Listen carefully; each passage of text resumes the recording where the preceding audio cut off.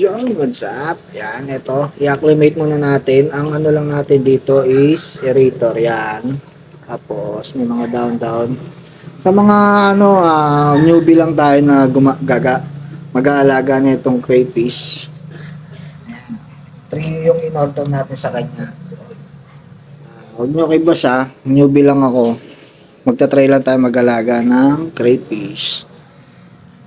Yun, gaganda. Swerte daw ako dito kasi yung isa na ano ng ano kaganina, nakastahan daw.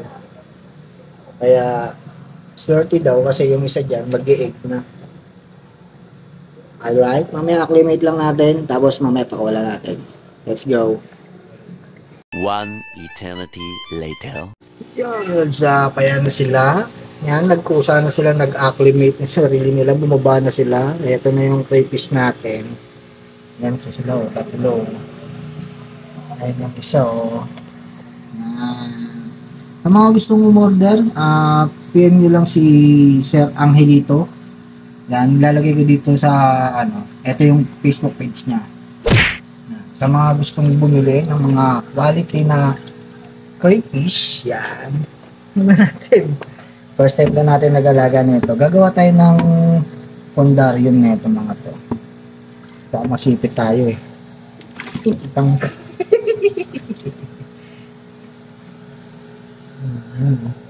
Yan sila guys. Yan sila mga tolo. Yan sila gagawa tayo ng pondarium nila. Yan. Ito yung iba.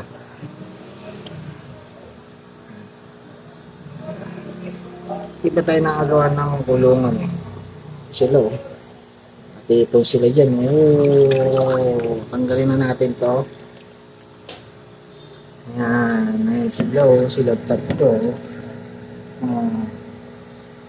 Yan. Try natin diba, mag-alaga.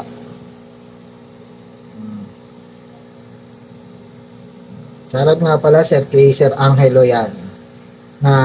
Si Sir Angelo Katahan. Yan. Shoutout sa iyo, brother. Sa mga gustong umorder, PM nyo lang siya. Madali siyang kausap. Tsaka makaka-discount kagad kayo. Yan. Gagawa tayo ng pondarium nito. Okay? Sa next video, alright? Thank you. Peace out.